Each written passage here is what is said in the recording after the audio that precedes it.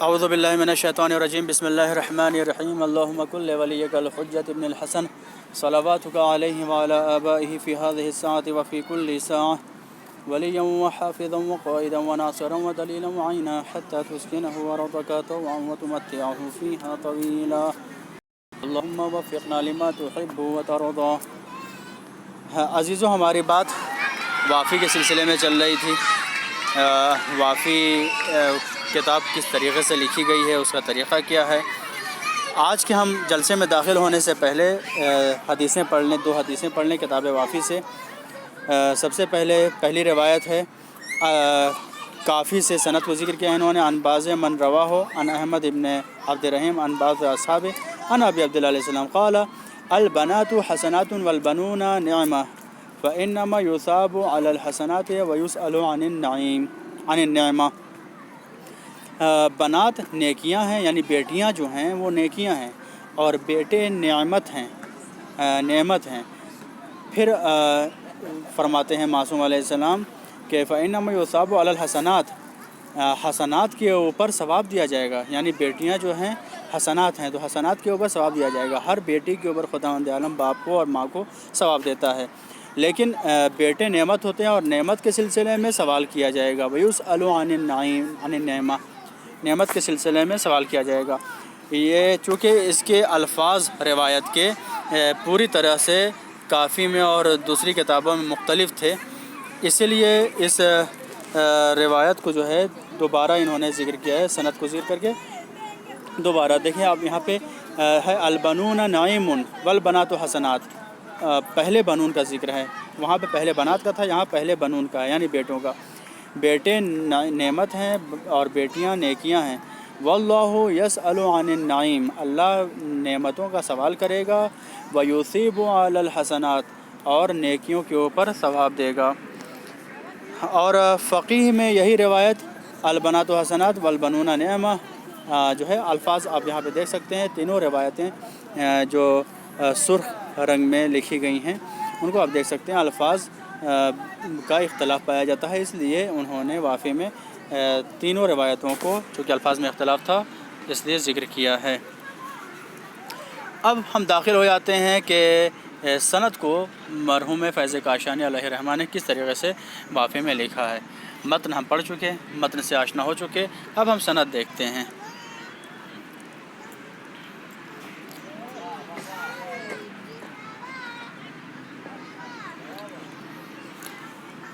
جس کتاب سے یہ روایت کو نقل کرتے ہیں، سب سے پہلے طریقہ ان کا یہ ہے کہ جس کتاب سے یہ روایت کو نقل کرتے ہیں، اگر اس کتاب میں سند کامل ہوئی تو وہ کامل سند کو نقل کرتے ہیں، اور اگر اس کتاب میں ہی سند جو ہے ناقص ہوئی تو اس ناقص سند کو ہی نقل کرتے ہیں۔ مثلا اگر روایت نقل کیا کافی سے تو جیسی سند وہاں ہے ویسی سند اٹھا کے یہاں لکھا۔ اگر فقیہ سے روایت کو لکھا ہے تو کتاب فقیہ میں جو سند لکھی ہوئی ہے وہی سند بعینہ یہاں اٹھا کر کے انہوں نے اس کو لکھ دیا ہے۔ لیکن سند کو کامل کرنے کے لیے، فقیہ اور تہذیبین کی سند کو کامل کرنے کے لیے انہوں نے کتاب کے آخر میں مشیخہ لکھا ہے۔ دوسرا طریقہ یہ ہے کہ انہوں نے راویوں کے نام کو اختصار کے تحت مختصر کرنے کے لیے خاص اصطلاحوں کے ذریعے سے جو ہے خاص اصطلاحوں کا استفادہ کیا ہے، خاص اصطلاحوں کا استعمال کیا ہے۔ مثلا ناموں کو مختصر کرنے کے لیے انہوں نے یا تو ناموں کا یا نسبتوں کا تثنیہ یا جمع اس کی بنائی ہے۔ مثلا القمیان، ابو علی اشعری اور محمد بن عبد الجبار کے بجائے انہوں نے صرف اور صرف لکھ دیا القمیان، یعنی دو قمی، یہ نسبت ہے۔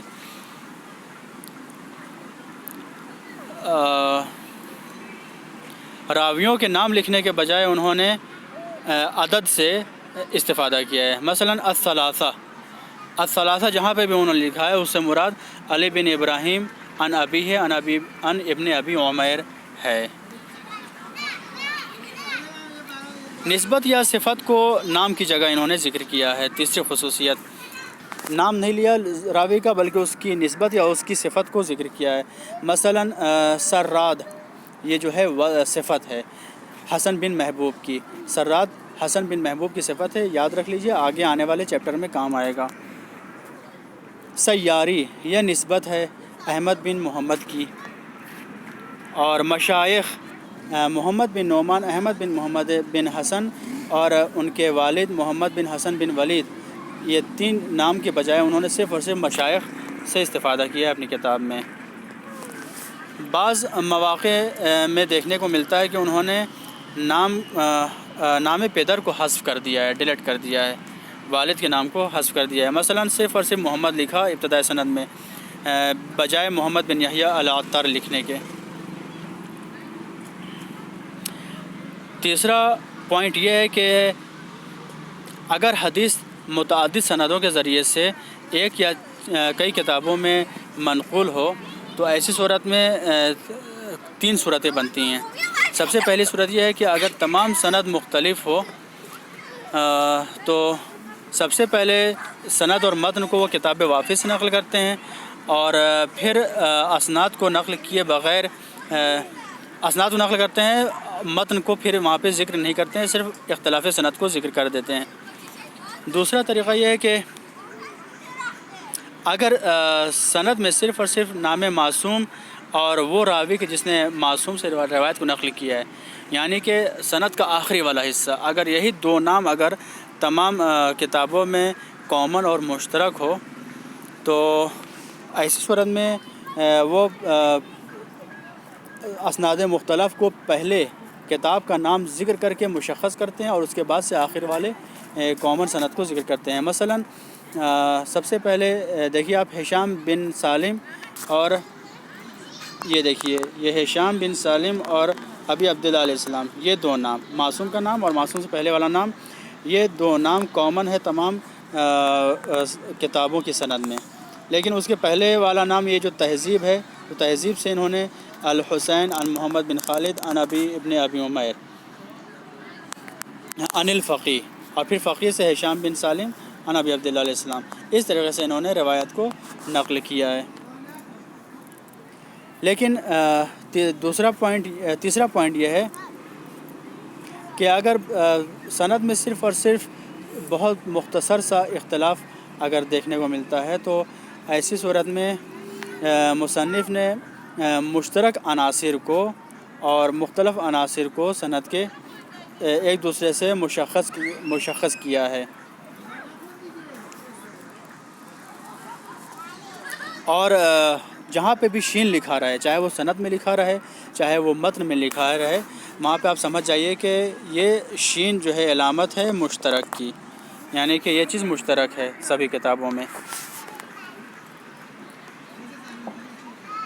مثلا اب یہاں پہ روایت کو دیکھیے آپ، سب سے پہلے کافی سے سند کو ذکر کر رہے ہیں، العدہ یعنی عدۃ من اصحابنا، جو مرحوم کافی اپنی کتاب میں نقل کرتے ہیں، تو العدہ صرف لکھ دیا۔ پھر عن سہل، اب یہاں تک جو ہے روایت کی سند کافی سے تھی۔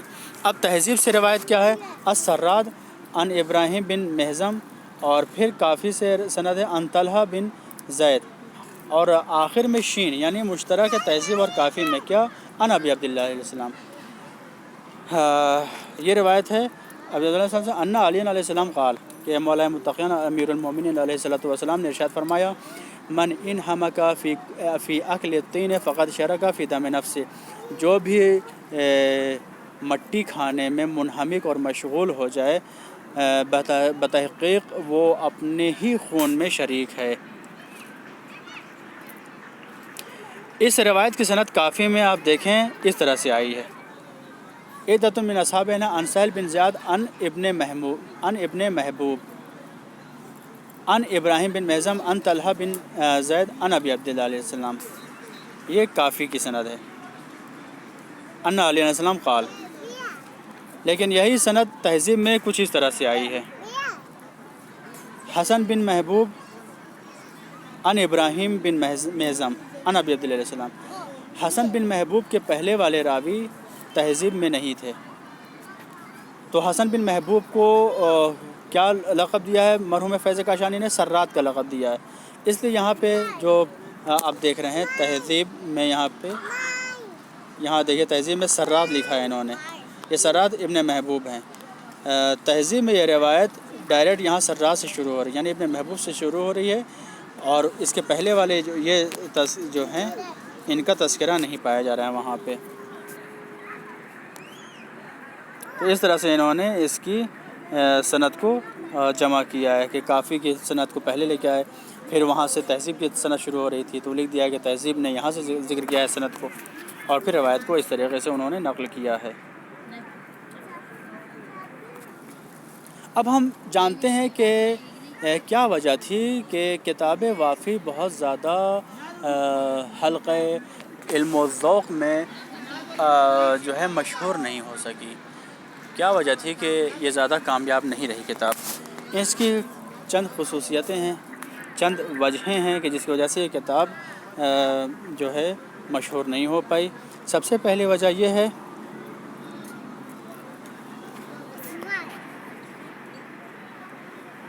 انہوں نے مرحوم فیض کاشانی نے صرف اور صرف کتب احادیث کو ذکر کیا اور دوسری کتب احادیثی سے روایات کو انہوں نے ذکر نہیں کیا۔ یہ بھی وجہ ہم مان سکتے ہیں کہ یہ کتاب بہت زیادہ مشہور نہیں ہوئی۔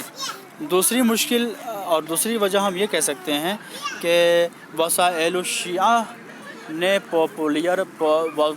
پاپولر ہوئی، مشہور ہوئی، جس کی وجہ سے وافی مشہور نہیں ہو سکی۔ تیسری وجہ ہم مان سکتے ہیں کہ انہوں نے اپنی کتاب میں جو فقہ میں پاپولر اور متعارف اور معروف، مشہور و معروف ترتیب ہے، اس ترتیب کو انہوں نے یوز نہیں کیا، استعمال نہیں کیا ہے، بلکہ ایک نئی ترتیب کو ذکر کیا، جیسا کہ ہم نے پچھلے 10 جلسے میں پڑھا۔ چوتھا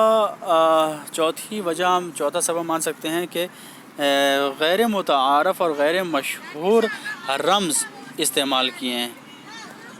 اب یہاں پہ دیکھیے دقیق اگر ہم کہیں تو وافی کی روایتیں 25,703 ہیں، لیکن دقیق یاد نہیں رہتی، اس لیے آپ 26,000 یاد رکھیں تو مشکل نہیں ہے 26,000 روایتیں۔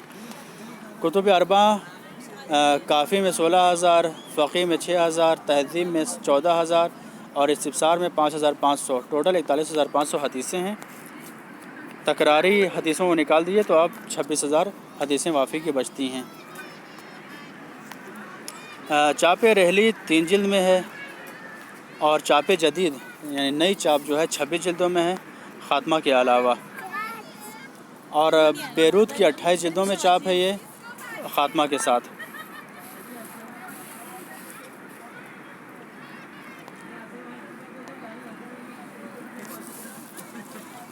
اب یہاں پہ دیکھیے آپ الکافی سند میں کس طریقے سے ذکر کر رہے ہیں۔ الکافی الخمسۃ ان جمیل یا جمیل بن دراج قال سمعت ابا عبداللہ علیہ السلام یقول، یہ صرف کافی سے سند کو ذکر کیا اور روایت کو نقل کیا ہے۔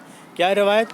اذا بلغت النفس ها هنا، یعنی امام جعفر صادق علیہ السلام نے ارشاد فرمایا کہ جب نفس اور جان یہاں تک پہنچ جائے، واشار بیدہ الی حلقہ، اور امام علیہ السلام نے اپنے ہاتھوں سے اشارہ کیا اپنے حلقوم اور اپنے گلے کا، یعنی کہ جب جان یہاں تک پہنچ جائے، لم یکن للعالم توبۃ، ایسی صورت میں عالم کے لیے توبہ نہیں ہے، یعنی کہ جب حالت جان کنی میں ہو عالم دین تو پھر وہ توبہ اس کے لیے نہیں بنی ہے۔